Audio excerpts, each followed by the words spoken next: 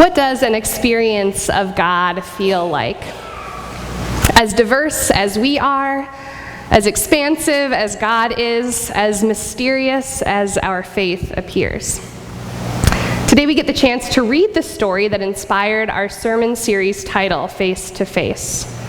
The story of Jacob and God wrestling in the river Jabbok, Jacob coming face to face with God and not being destroyed.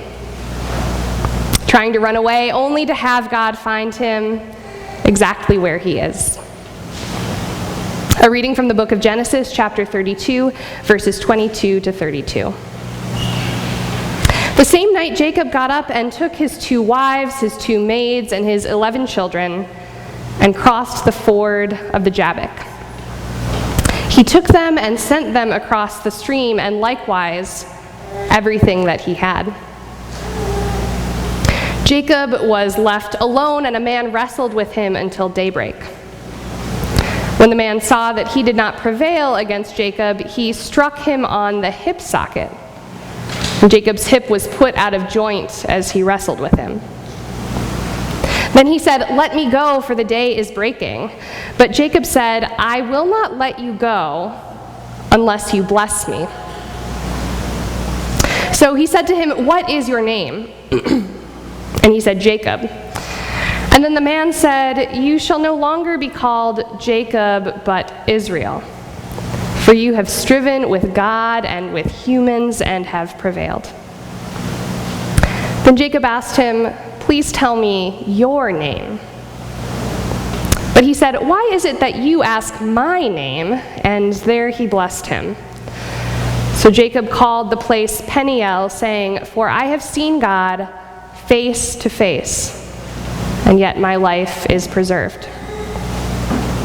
The sun rose upon him as he passed Peniel, limping because of his hip. Therefore, to this day, the Israelites do not eat the thigh muscle that is on the hip socket, because he struck Jacob on the hip socket at the thigh muscle. May these words be to us our light and our life. Thanks be to God. Friends, all summer long we've heard members of our congregation tell stories of wrestling with God, moments of joy and anger and epiphany and transformation. Today we have the great joy of hearing from Sigi Leonhard. She has been a German professor at Carleton, and she is a wonderful writer, as you'll hear today. She leads the Empty Nesters group and has led a writers group here at Mac Plymouth, and she's been a member here for more than 20 years. Let's welcome Sigi to the pulpit.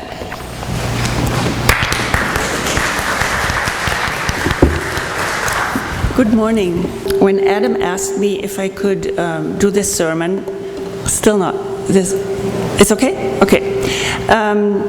Could I talk about transformation? I thought, yeah, I can do this. I've had moments of transformation, small t, but I could do that. And then I read the story of Jacob, and I thought, there's no way I can do this. I have not come face to face with God. I can, this is too much of an experience. Mine were much smaller.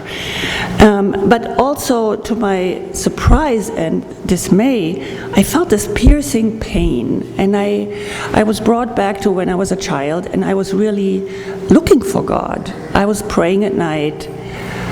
I grew up in a pretty difficult family, and I tried to find God. And I couldn't. I tried it like night after night. I wanted to be comforted, heard. I wanted the world explained to me. I wanted relief. I had panic attacks and I couldn't sleep, but there was never an answer. And then when I was a teenager, I gave up on religion altogether. But I thought all that wasn't an issue anymore for me, and so I was stunned to feel some of that old pain and why didn't it work? Why couldn't I come face to face with God then? Although I wouldn't have put it like that as a child, and I didn't want my hip socket to be put out. But then rather than saying, no, I can't do this, I decided to stay with it and to think and feel my way through those complicated feelings and my own story and maybe moments of transformation. Why was there so much pain when I was a child? At the time, all I knew was that the people around me were really, really unhappy, haunted, full of anxiety and anger. And I soaked up those feelings like a lot of children would. I tried to understand and to help, but it was just like walking on quicksand, and you never got anywhere. The only thing that helped somewhat was nature. We lived in a small town in southern Germany then, and it's beautiful, surrounded by rolling hills and little fields, small rivers, and the beauty of the landscape is to this day something of a matrix of loveliness and comfort for me. I roamed around the town. Kids back then could do that. You could just run around. And in retrospect, I know that during those happy moments, I found what I was looking for. I would sit down near a brook and look at it and at the trees and forget about myself and my troubles and my exhausting family. Perhaps it was those moments that saved me. But only much later, the whole picture dawned on me. It took coming here to realize that the trauma of our collective past in Germany combined with and partly created all the problems that people carried around with them. I was born a decade after the end of World War II, to parents whose families had been displaced, who were refugees, from within their own country to be sure, but still. My dad had walked to school, a child in Berlin, over dead bodies. He would tell me about that, and I would say, that's horrific, and he would say, no, we were just used to it, you know. My mother's family had seen Dresden go up in flames on their trek from what's now Poland to southern Germany, a trek that lasted 6 weeks in the middle of winter. I knew the stories as a child, but to me they were just family lore, and the anecdote of the flight were often told as humorous incidents, if you can believe it, by my grandmother, who was a great storyteller, but who I suspect also used her stories, the stuff she made up around them, the funny moments, as a way to keep the daily threat of survival at bay. So how do you deal with a family ravaged by a combination of their own dysfunctions and the effects of displacement, disorientation, and sudden poverty? As refugees, they had nothing. They had the clothes that they were wearing. I was attracted to psychology and started reading texts to understand my family, but eventually I gave up on that, just like I'd given up on God. And I fled in the only way I could figure out that was would have been justified by my family, namely to study, to do something serious. So I came to this country and soon realized, as you can imagine, that you can't run away and leave the problems behind you. They are in the suitcase you packed, and they have crawled out before you've hung up your clothes. I didn't really want to leave forever. I wanted to come back, but yeah, this is what happens. So over time it became clear to me that part of the problem had been the entire German past, like a dark, toxic cloud that hung over the country, or rather in the hearts of the people who didn't know how to deal with the trauma and guilt and shame so big. This began to change with the next generations. And something did happen. There was dealing with it. But for the people who were children during the war, like my parents and my grandparents, it was probably a lifesaver not to deal with it. Perhaps you are thinking that dealing with it, finally really dealing with it, was the moment of transformation. And that may have been a part. As I was working through these stories with the help of some friends, I started writing down the family stories, and it ended up being a 460-page book. Here it is. People ask me, did that help you deal with it all? Did it provide relief? And the expected answer is, of course, yes, it did.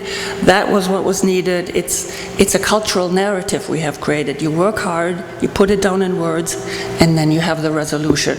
But there is no resolution. I mean, it's maybe in small pieces, and it gets easier, but it doesn't go away, really.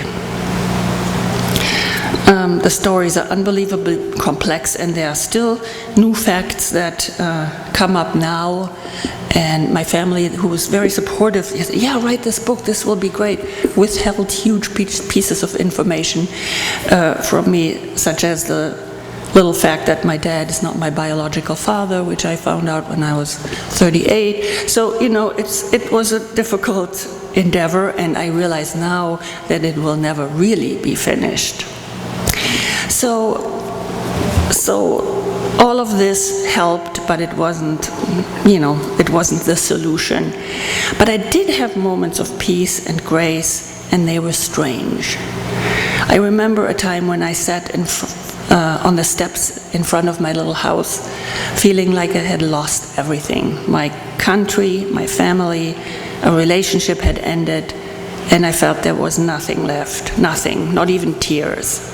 And suddenly, something strange happened. The picture in front of me dissolved, like literally I couldn't really see anymore, and everything started sort of shaking, and then it was like everything took a 360-degree somersault forward, and everything stopped, and then I was back. And the feeling was, I'm still here, and the world is still here. What happened? I sat there for a long time wondering about that, and sometimes I still do. I think, what was with that moment? The tree-lined street, the houses, everything fell apart and came back after a few seconds. And then I was returned to the world. And then I realized that similar experiences went all the way back to my childhood, during the moments when I had run away, which I did occasionally, and when I was absorbed in nature. And that they still happen on a lake, near a river, in a meadow. It's always out in the wild. And they are, to me, a kind of mystical experience during which I feel a unity between me and the world. Not just connectedness, but being part of a larger whole. When the sun glitters in thousands of sparkles on a lake in the late afternoon, when I walk barefoot through the grass, when I water the gooseberries in my garden, I feel not only happy, but freed from the singularity of my existence. It's a feeling that, if it could speak, would say something like, I am the lake and the lake is me, we are the same. And think about how we consist mostly of water, it's not even that crazy. I recognize myself in the creatures of the world, and I realize that an amazing divine intelligence has created and is residing in all things natural all around us. I feel a friendship with the lake, a creaturely togetherness, and over time I have come to realize that this is the moment and the place where I can touch the divine. I can see it now. I can see the forest for the trees. And recently, another aspect has become clear to me, which makes me realize that transformations can mature. I know this sounds weird, but you can have a transformation and then later you see more aspects of it, and it leads to more transformation. They go on revealing more and more in different layers. So I thought, and I had accepted, that I'm a pretty weird human specimen. What with my strange experiences in nature and my exaggerated responses of grief and anger when I see another lovely landscape cut up by a highway, or trees cut down for another big, high rise. I used to think I'm just like oversensitive to noise and pollution, sound pollution, pollution of the earth, the lakes, you can imagine, given how much I like the lakes. And I remember one moment when I picked up my daughter at school, and there was this long line of cars, some really big, SUVs, and they're waiting for the kids. And there are like 25 cars in a row, and they're all idling. the motor is on for like 20 minutes. And I walk by this line and I'm thinking, should I talk to everybody about, maybe turning off I did it a few times, didn't go so well. And then I saw a bumper sticker on one of those cars saying, "Save the Earth." And I'm thinking, this is how alienated we are and how compartmentalized in our feelings. So I decided I would spend the rest of my life trying to work on protecting the environment. But, and this is my last point, I promise, I also don't want to see it as protecting our natural resources. I understand the term, I know we need to actually do that, but to me, the nature is not a resource. That sounds like we are in control, we own it, we can do with it whatever we want, and I think that's a problem. And I would advocate more of a sense that we belong to nature, and we need to connect with that feeling and our responsibility without looking at it as a piece of property to be just used. So I have come to accept that for me the face of God is the face of a lake, or the trees, or a meadow, or the rapture of a totally silent snowfall. I guess the angel I wrestle with was my own stubborn insistence that God's presence had to manifest itself in a quasi-parental hug. I wasn't seeing the forest for the trees, but now I try to keep them both in my field of vision. And while it's not the answer I wanted, it is perhaps an answer. Thank you for listening to my story.